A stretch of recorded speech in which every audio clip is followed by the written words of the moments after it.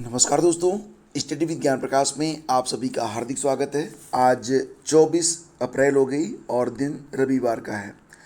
तो फ्रेंड्स देखिए, अगर आप पीएचडी में एनरोल होना चाहते हैं तो आपके लिए यहाँ पर एक खबर है कि इलाहाबाद विश्वविद्यालय में क्रेट परीक्षा के लिए आज से ऑनलाइन आवेदन स्टार्ट हो रहे हैं।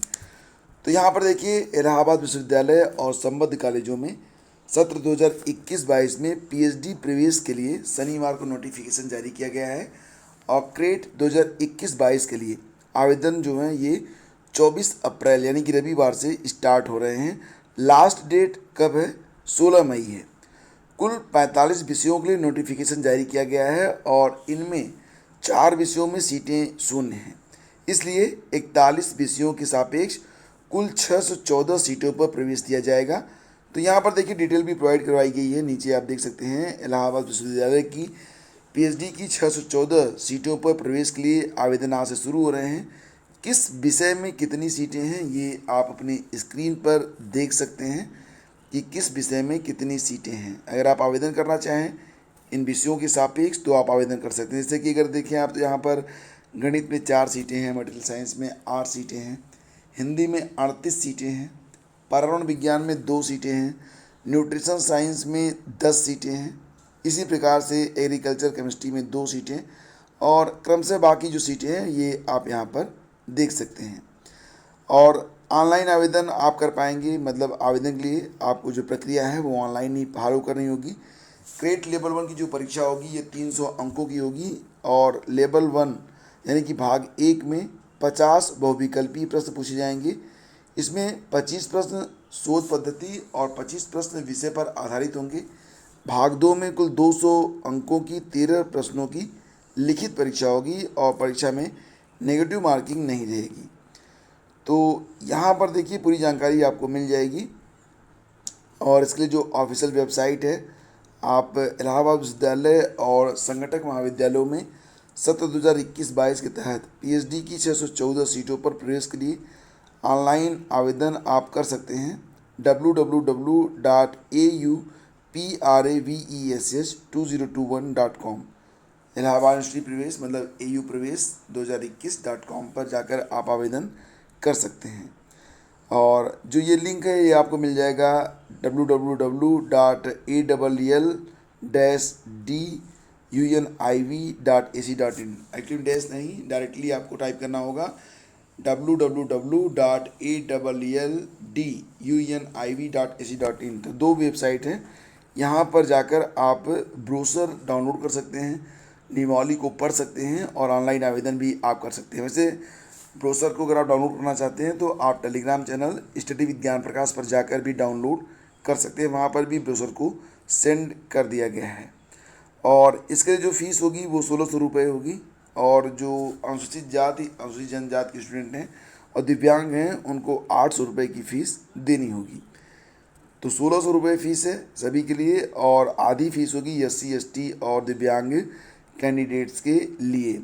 CMP में सर्वाधिक 191 सीटें हैं। तो ये एक संक्षेप में जानकारी थी जो लोग पीएचडी में इंटरेस्टेड हैं उनके लिए। यूपी बोर्ड की परीक्षाओं में मूल्यांकन का कार्य शुरू हो चुका है और इस बार एक बड़ा बदलाव किया गया है। तो फ्रेंड्स इस बार जो बदलाव है वो बदलाव ये है कि जितने भी प्रश्न पाठ्यक्रम से बाहर से पूछे गए हैं उन प्रश्नों को स्टूडेंट ने अटैम्प्ट करने का प्रयास किया हो या ना किया हो उसको पूरे अंक मिलेंगे। तो माध्यमिक शिक्षा परिषद की यूपी बोर्ड परीक्षा 2022 में पाठ्यक्रम से बाहर पूछे गए प्रश्न तथा गलत प्रश्नों पर परीक्षार्थियों को पूरे अंक मिलेंगे। परीक्षार्थियों ने भले ही उस प्रश्न को हल करने का प्रयास किया हो या न किया हो। इस बाबत सचिव की ओर से उत्तर पुस्तिका मूल्यांकन से पहले उप प्रधान परीक्षकों को निर्देश दिए गए हैं। तो उत्तर प्रदेश माध्यमिक शिक्षा परिषद की हाई स्कूल और इंटरमीडिएट की बोर्ड परीक्षा संपन्न होने के बाद अब कापियों का मूल्यांकन किया जा रहा है। सचिव की ओर से कापियों के मूल्यांकन को लेकर निर्देश दिया गया है कि सभी विषयों में पाठ्यक्रम से बाहर त्रुटिपूर्ण या कोरोना के कारण के 30% हटाए गए पाठ्यक्रम से पूछे गए प्रश्नों पर अभ्यर्थियों को पूरे अंक दिए जाएं। और इन प्रश्नों की सूची उप नियंत्रक सभी विषयों के उप प्रधान जो परीक्षक हैं और जो एग्जामिनर हैं उनको भेज दी गई है ताकि कापियों के मूल्यांकन में कोई भी चूक न हो। वैसे हिंदी के प्रश्न पत्र में त्रुटियों की भरमार यहाँ पर बताई जा रही है। साथ ही साथ अगर देखें तो संस्कृत में पाठ्यक्रम से बाहर पूछे गए कई सवाल हैं।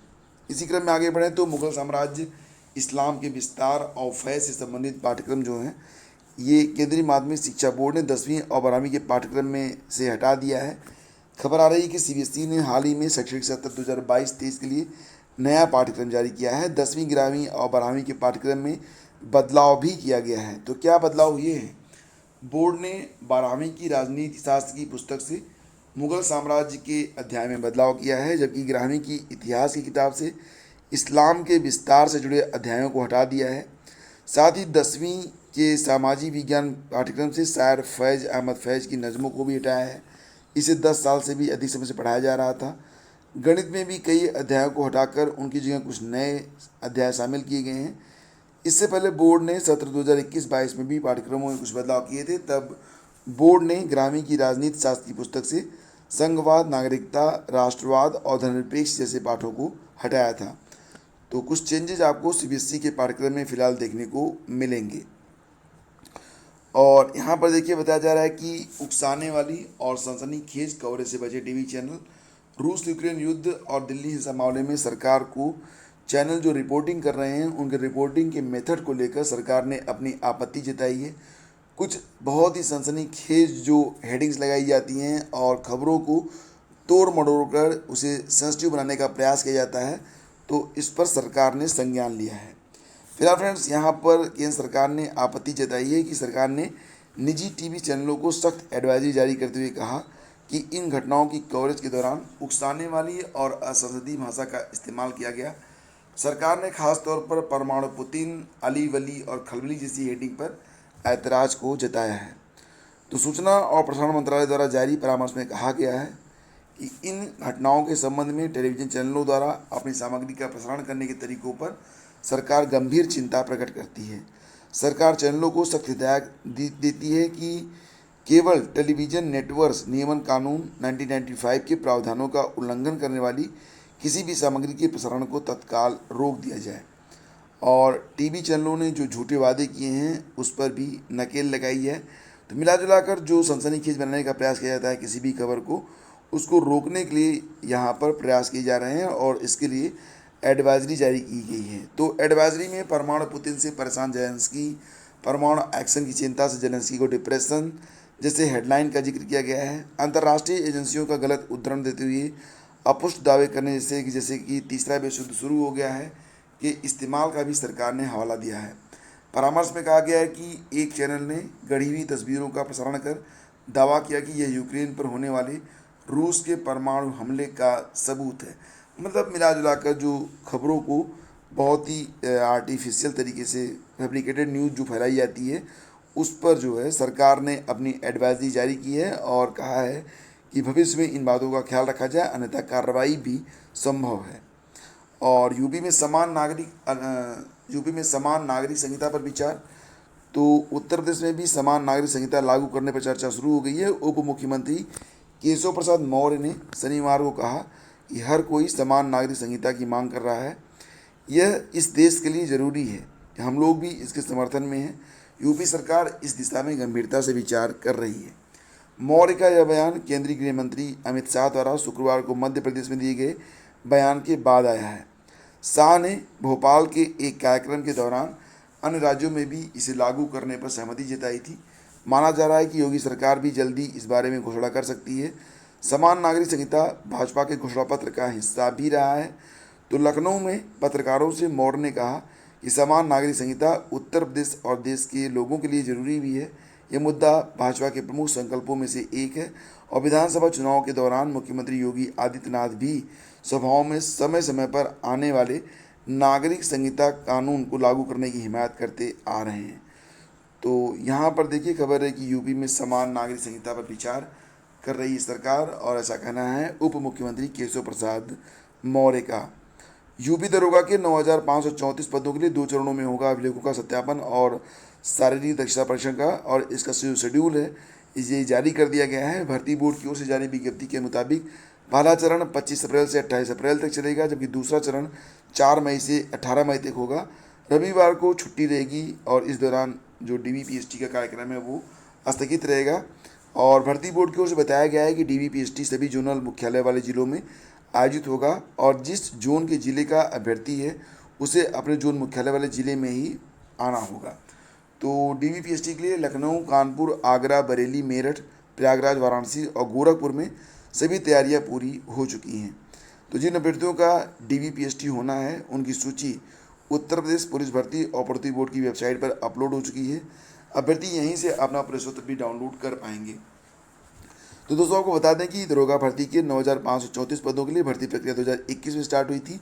इसमें नागरिक पुलिस के 9,027 पद हैं, PSC में प्लाटून कमांडर के 484 पद हैं और अग्निशमन द्वितीय अधिकारी के 23 पद शामिल हैं। भर्ती बोर्ड की ओर से बताया गया है कि कुल रिक्तियों के सापेक्ष 3.5 गुना अभ्यर्थियों को मतलब पुरुषों को और 4 गुना अभ्यर्थियों को DVPST के लिए बुलाया गया है। तो फ्रेंड्स, अगर ये सेशन आपको पसंद आया तो प्लीज़ इसे लाइक और शेयर किया करें। मैं खबरों को एज इट इज़ देखने का पूरा प्रयास करता हूँ। कोई भी हाइप आपको यहाँ पर देखने को नहीं मिलेगी। जो खबरें होती हैं बस वही होती हैं। अनुमानित खबरें इस चैनल पर प्रसारित नहीं की जाती हैं। तो ये चैनल जो है अपनी गरिमा को बनाए रखेगा। और अगर आप इस चैनल से जुड़ना चाहते हैं तो नीचे सब्सक्राइब का बटन होगा, उसको प्रेस कर दीजिएगा और बेल आइकन को ऑन कर लीजिएगा। Thank you so much. Have a great day. जय हिंद।